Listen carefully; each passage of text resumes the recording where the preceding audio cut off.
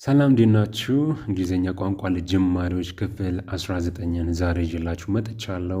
እጅግ በጣም ጠቃሚ የሆነውና የቋንቋ ክምችቶቻችሁን የምታሰፉበት የጀማሪዎች የሆነ ዝግጅት ነው።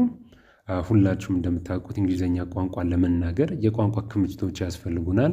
እነዛ ክምችቶቻችን ከፍ ባሉ ቁጥር ደግሞ በቀላሉ ከአይምሯችን ከቋታችን ውስጥ ከክምችቶቻችን ውስጥ አውጥተን መናገር እንችላለን እና ያንን የሚያስችላችሁ ልምምድ ነው በዚህኛው ቻናል የምናደርገው። በሁለተኛው ቻናል ደግሞ እንዴት አድርገን አገጣጥመን መናገር ወይም የሚናገሩትንም እንዴት አድርገን መያዝ እንደምንችል እየተለማመደ እንገኛለን። ሁለቱንም ቻናሎች ሰብስክራይብ አድርጎ በቀጥታ የሚወስዳችሁ ወደ ዛሬው ትምህርት ነው።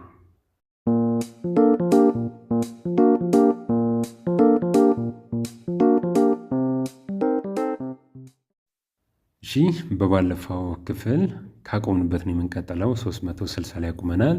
ዛሬ 361 ብለን ደግሞ ካቆምንበት እንቀጥላለን። ዶክተር ሐኪም ማለት ስትፈልጉ ምንድን ነው የምትሉት? ዶክተር ነው የምትሉት። ዶክተር ሐኪም ማለት ስትፈልጉ በእንግሊዝኛ ቋንቋ ዶክተር ትላላችሁ። እኛም ሀገር ተለምዷል መሰለኝ ዶክተር። የዶክተር ረዳት ነርስ ማለት ስትፈልጉ እኛም ሀገር የተለመደው ነርስ ነው። ነርስ ከሐኪም ጋር ሆነው ሐኪሞችን የሚያግዙ ታካሚን ፔሸንቶችን የሚንከባከቡ ናቸው። ነርስ ነው እኛም ሀገር። መታመም ማለት ስንፈልግ ምንድን ነው የምንለው? መታመም ማለት ስንፈልግ ምንድን ነው የምንለው? ሲክ ነው የምንለው። ሲክ። መድኃኒት ማለት ስንፈልግ ደግሞ ሜዲሲን እንላለን።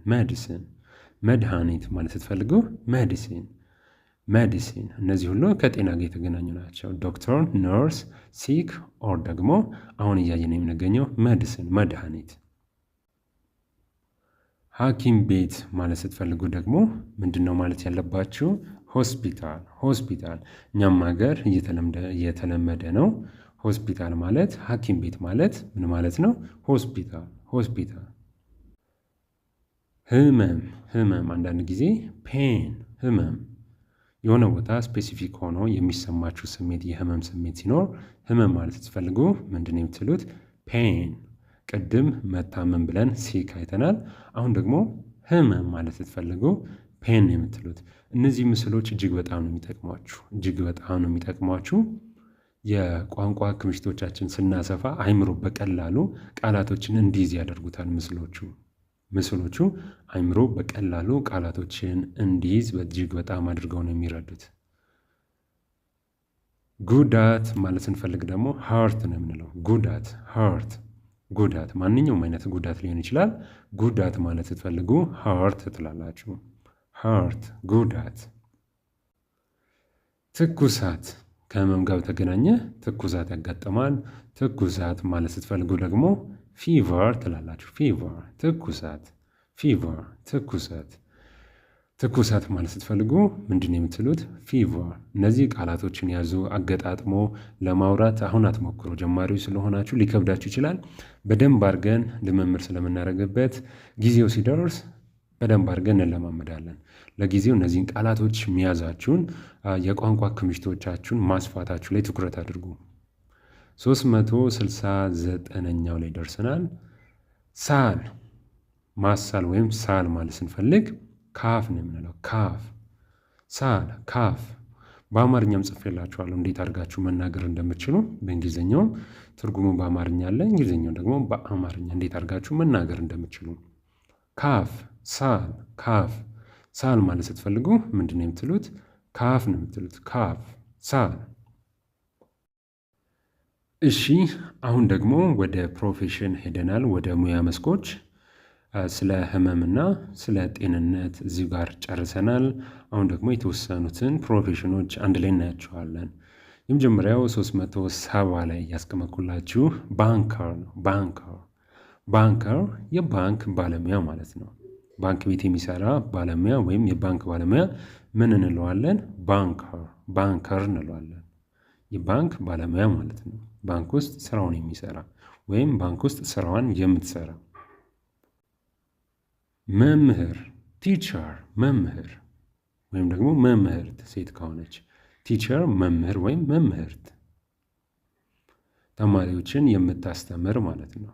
ተማሪዎችን የሚያስተምር መምህር እንለዋለን ቲቸር። ጋዜጠኛ፣ ይህም ፕሮፌሽን ነው። ጋዜጠኛ ጆርናሊስት፣ ጆርናሊስት። ጋዜጠኛ ማለት ስንፈልግ ምንድን ነው የምንለው? ጆርናሊስት፣ ጋዜጠኛ፣ ጆርናሊስት፣ ጋዜጠኛ። ኢንጂኒየር፣ ኢንጂኒየር፣ ኢንጂነር እኛም ሀገር ኢንጂነር ነው። ኦር መሐንዲስ፣ መሐንዲስ ማለት ትችላላችሁ።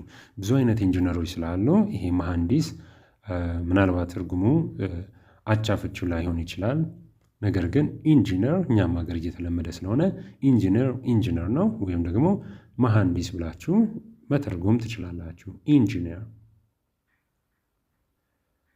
ሹፌር ማለት ስትፈልጉ ደግሞ ምንድን ነው የምትሉት? ድራይቨር፣ ሹፌር፣ ድራይቨር፣ ሹፌር፣ ድራይቨር። አሽከርካሪ፣ መኪና አሽከርካሪ ወይም ሹፌር ማለት ስትፈልጉ ድራይቨር ትላላችሁ። ገበሬ ማለት ስትፈልጉ ደግሞ ፋርመር፣ ገበሬ፣ ፋርመር፣ ገበሬ፣ ፋርመር፣ ገበሬ፣ ፋርመር።